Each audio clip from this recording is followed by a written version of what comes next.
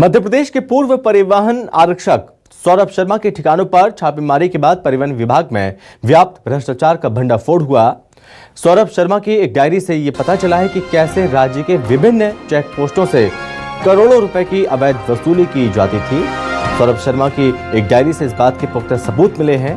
इस डायरी में कुछ महीनों का हिसाब दर्ज है। डायरी के पन्नों पर टीएम और टीसी जैसे संक्षिप्त नाम लिखे हैं।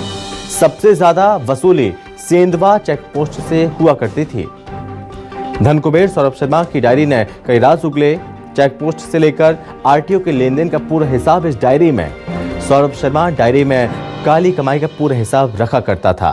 सौरभ शर्मा की डायरी में टीएम और टीसी के भी नाम हैं।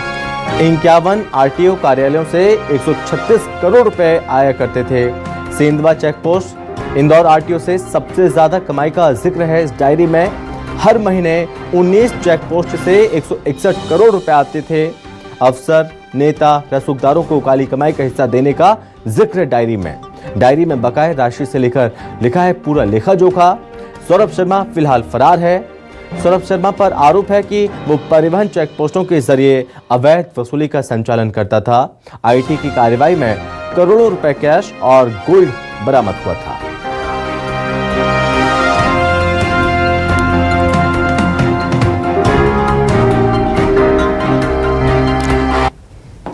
तो आपको ग्राफिक्स के जरिए बताते हैं कि इस डायरी में क्या खुलासा हुआ। बता दें कि चेक पोस्ट का हिसाब डिकोड होगा। सेंधवा चेक पोस्ट से हर महीने सबसे ज्यादा 40 करोड़ की वसूली होती थी। सबसे कम रामनगर तिराहा कराहल चेक पोस्ट से मिलते थे 50 लाख रुपए। नए गांव से 20, खवासा सिकंदरा से 15 करोड़ की वसूली हुई। शाहपुर मुल्ताई चेक पोस्ट से 10 करोड़ की वसूली का जिक्र है इस डायरी में। ये डायरी जब से सामने आई है, इस डायरी में कई राज हैं जो कि अब सामने आ रहे हैं। आरटीओ कार्यालय का हिसाब डिकोड होगा। इंदौर आरटीओ कार्यालय से हर महीने सबसे ज्यादा वसूली होती थी। इंदौर से 9 करोड़ की काली कमाई का डायरी में जिक्र है। और सबसे कम अलीराजपुर आरटीओ कार्यालय से आते थे पैसे तकरीबन 62 लाख रुपए। भोपाल छिंदवाड़ा आरटीओ कार्यालय से 4 करोड़ की वसूली होती थी। उज्जैन जबलपुर से 6.5 करोड़ की वसूली का जिक्र डायरी में। सागर रीवा ग्वालियर कार्यालय से 5 करोड़ की वसूली होती थी। अब ये डायरी सामने आई है। इस डायरी में कई ऐसे राज हैं जो कि अब सामने आ रहे हैं और इसे डिकोड किया जा रहा है। इस पर ज्यादा जानकारी और बातचीत करने के लिए रेजिडेंट एडिटर सुधीर दंडोतिया हमारे साथ जुड़ रहे हैं। तो सुधीर जी, ये मामला लगातार सुर्खियों में है। एक तरफ सौरभ शर्मा की अभी तक गिरफ्तारी नहीं हो पाई क्योंकि वो कहीं बाहर है, लेकिन इस पूरे मामले की जिस तरह से जांच हो रही है, परत दर परत कई चीजें निकलकर सामने आ रही है। एक डायरी का जिक्र है जिस डायरी में कई चीजें बताई जा रही हैं। पूरा लेखा जोखा, काली कमाई का किस तरह से लेखा जोखा उसमें अपडेट किया जाता था। नेता, अधिकारी, मंत्री संतरी हर उसमें जिक्र है। क्या चीजें खुलासे हो रही इस डायरी के माध्यम से? अब देखिए संभव बिल्कुल, और कहना होगा कि सौरभ शर्मा भले ही जांच एजेंसियों की गिरफ्त में ना आया हो, पर लेकिन जांच एजेंसियों के छापे के बाद में जो संपत्ति सौरभ शर्मा के पास से मिली है उसमें एक डायरी का भी सुराग लगाया और डायरी के जो बातें सामने निकल कर आई है उसमें कई चौंकाने वाले तथ्य जो है वो सामने निकल कर आए। एक बड़ी काली कमाई का रिकॉर्ड इस पूरी डायरी के अंदर है जो बात अब से सामने निकल कर आई है। हालांकि आधिकारिक तौर पर इस डायरी के पन्नों की पुष्टि जो है जांच एजेंसियों ने नहीं की है, पर लेकिन जो डायरी के पन्ने सामने निकल कर आए हैं उसके मुताबिक मध्य प्रदेश के अंदर तकरीबन हर महीने 300 करोड़ रुपए की अवैध वसूली परिवहन विभाग के कर्मचारियों के द्वारा, अधिकारियों के द्वारा की जाती थी। यह बात सामने निकल कर आई है। आरटीओ चेक पोस्ट की बात करें तो मध्य प्रदेश के अंदर जो 17 आरटीओ चेक पोस्ट है उनके द्वारा 167 करोड़ रुपए हर महीने वसूली की जाती थी। इसके अलावा प्रदेश के जो 51 आरटीओ कार्यालय थे उनके द्वारा 136 करोड़ की वसूली हर महीने की जाती थी और इसका हिस्सा नेताओं, अफसरों और अधिकारी कर्मचारियों में बांटा जाता था। इस बात का जिक्र भी इस डायरी में लिखा गया है। सबसे ज्यादा वसूली जो है वो सेंधवा चेक पोस्ट से की जाती थी। यहां से तकरीबन हर महीने 40 करोड़ रुपए की वसूली होती थी। इसके अलावा अगर हम बात करें तो राजनगर जो चेक पोस्ट था वहां पर सबसे कम 50 लाख रुपए की अवैध वसूली होती थी।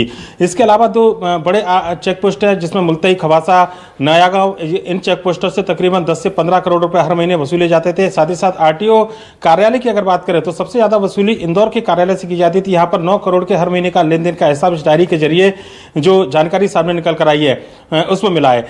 भोपाल, जबलपुर और जो दूसरे आरटीओ कार्यालय यहाँ पर 4 से 5 करोड़ रुपए हर महीने वसूले जाते थे। यानी कि समझा जा सकता है कि आरटीओ के अंदर कोई भी काम बिना पैसे के लेन देन के नहीं होता था, चाहे वाहनों के चेक पोस्ट की बात हो या फिर लोगों के ड्राइविंग लाइसेंस से लेकर वाहनों के जो फिटनेस सर्टिफिकेट बनते हैं उनकी बात हो। लेन देन एक बड़ा जरिया था और जो आम जनता से इस तरीके से वसूली की जाती थी, एक बड़ी कमाई का हिस्सा कम से कम वसूला जाता था और इसका रिकॉर्ड इस डायरी के पन्नों में सामने निकल कर आया है। और देखना होगा कि जांच एजेंसियां क्या इस बात की पुष्टि करती है कि डायरी के अंदर जो पन्ने मिले हैं उसमें जो लिखा जोखा है वो कितना सही है। और सौरभ शर्मा की गिरफ्तारी के बाद अगर सौरभ शर्मा जल्दी जांच एजेंसियों की गिरफ्त में आता है तो ये उम्मीद की जानी चाहिए कि डायरियों का अंदर जो हिसाब किताब मिला है, किन राजनेताओं को इसका हिस्सा पहुंचता था, किन अधिकारियों को इसका हिस्सा पहुंचता था, ये बात भी जांच एजेंसियां जल्द खुलासा करेंगी। इस बात की उम्मीद की जानी चाहिए। सुधीर जी, इस डायरी में जिक्र है टीएम और टीसी, ये चीजें क्या हैं?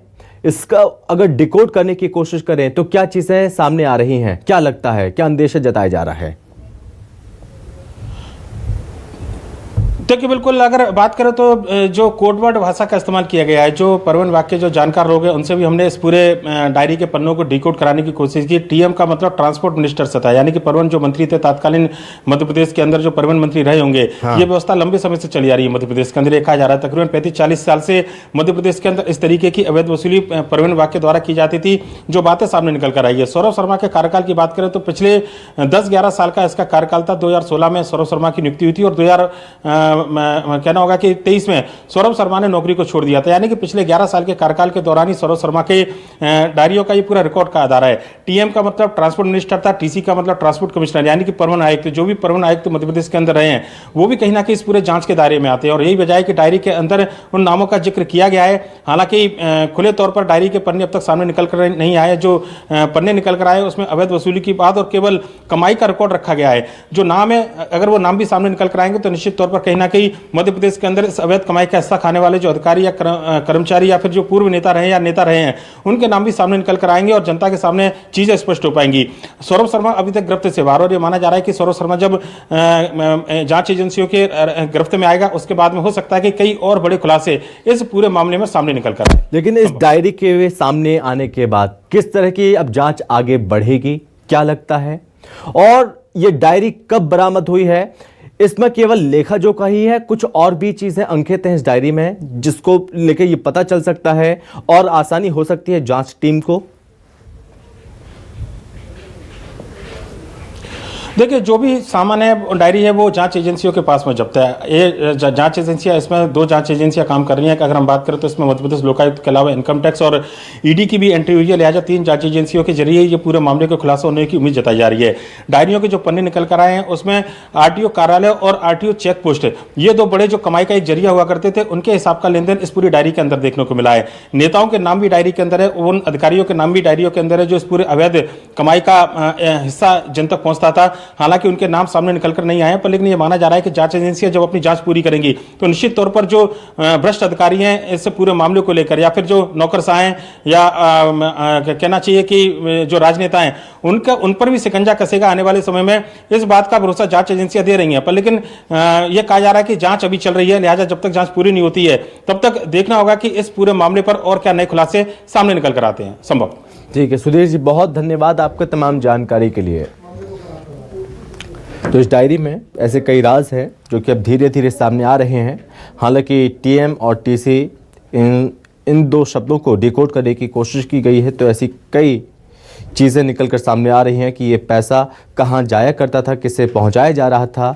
हालांकि इसको लेकर भी जांच कर रही है जांच एजेंसियाँ। और ये बताया क्या है इस डायरी में जो चीज़ें निकल कर सामने आ रही हैं कि पैसा कहाँ से आता था, कितना आता था और सबसे कम कहाँ से आता था और सबसे ज़्यादा कहाँ से आता था। तो धनकुबेर सौरभ शर्मा की डायरी ने कई राज उगले हैं। अब इस डायरी में चेक पोस्ट से लेकर आरटीओ के लेन देन का पूरा हिसाब किताब है। जो काली कमाई थी पूरी काली कमाई का हिसाब किताब रखा करता था सौरभ शर्मा इस डायरी में। अब ये डायरी जांच एजेंसियों के हाथ लगी है।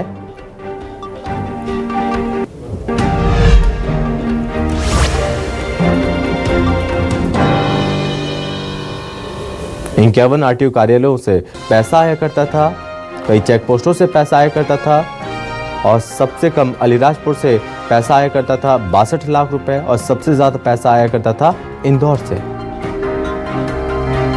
इस काली कमाई के कितने हिस्सेदार हैं ये जांच में ही निकलकर सामने आएगा।